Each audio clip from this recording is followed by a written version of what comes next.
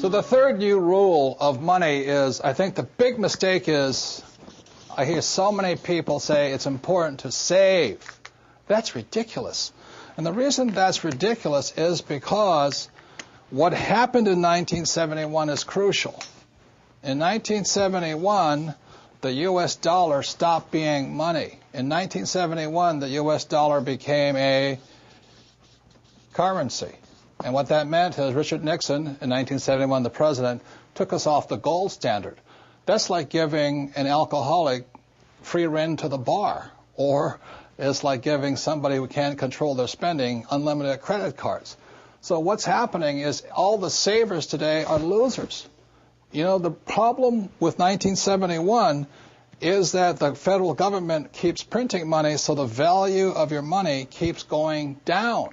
So these people, I'm saving, and if you notice, as the value of the dollar goes down, prices go up. So they call this inflation.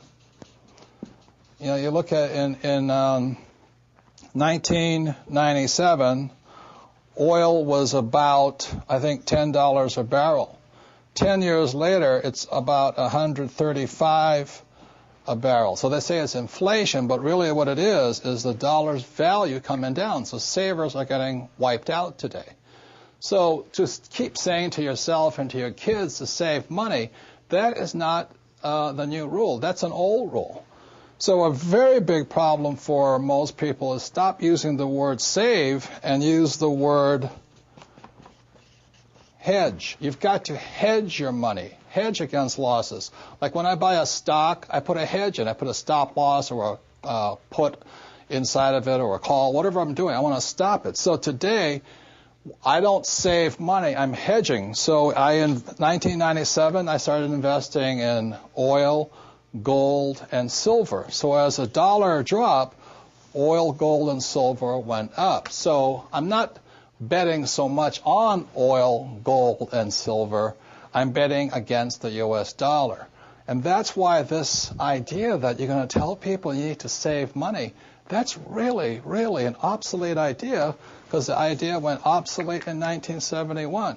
The U.S. dollar in the last few years has lost almost 80% of its purchasing power. And the prediction is, because this has happened throughout history, it happened thousands of years ago with the Romans, with the Greeks, with the Germans, with the English, the Japanese, and the Chinese. Every time they've made money into a currency, something you could print at unlimited, every time that has happened, the currency has gone to its true value, which is zero. So I am afraid as this economic volatility continues, the savers who were operating by the old rules of money are just going to get wiped out because the purchasing power of their dollar is going to go down.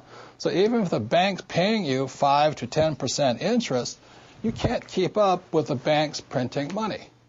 So that's the old rule of money, is saving money, and the new rule is hedge. You've got to be able to see what's coming up as something else is coming down.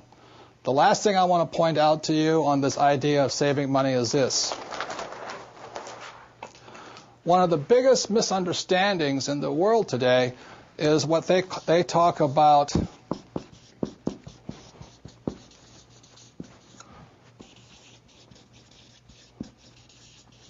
if I misspell again, apologize, is the U.S. Federal Reserve Bank, which I believe was created in 1913. In 1971, the reason 1971 is such an important time was because the U.S. Federal Reserve became the bank to the world. They could print as much money as they wanted. Never in the history of the world has anybody been allowed to print money for the rest of the world. Let me backtrack one more time. I talked about how the Romans did it, the Greeks did it, and all this. Every time people have done this, chaos has broken out, and that's why there's chaos in the world today. So in 1913, when the U.S. Federal Reserve Bank was created, they were basically allowed to print money for the world. Every time that has happened throughout history, a despot has arrived. For example, in 1933, a man named Adolf Hitler rose to power when the Weimar Republic was allowed to print as much money as it wanted to do. And in Russia, when Russia's currency broke down, a man named Lenin rose. When the Chinese economy broke down, Mao Zedong rose. When the Yugoslavian government broke down, Milosevic arose. So we're in that critical point right now, and one of the causes of it was in 1933, this thing called the U.S. Federal Reserve was created. And I think, they've done a pretty good job of making the rich richer. Unfortunately, many of the poor are getting poor. One of the problems of this is you have to understand that, first of all, the U.S. Federal Reserve Bank is not U.S. It is made up of a bunch of international rich guys from all over the world. The second thing, it is not federal. It's not a U.S. entity. It is, again, a bunch of rich banks from all over the world. Third, it has no reserves. There is nothing there. And fourth, it's not a bank. So that's why when I talk to people about really needing to understand the new rules of money, which really began to take effect in 1971 when we were allowed to print money for the rest of the world, is understanding that this system here is causing the rich to get richer and the poor and middle class to get poorer, but most importantly, the lower middle class is almost getting wiped out. High prices, volatilities in the market, food getting more expensive, gas getting more expensive, savings getting wiped out, home values going around. And the reason the troubles have started, again, is the U.S. Federal Reserve Bank is not U.S., it's not federal, there's no reserve, it's not a bank. So if you understand that, then you can start to hedge your position rather than save money. And that's the new rule of money.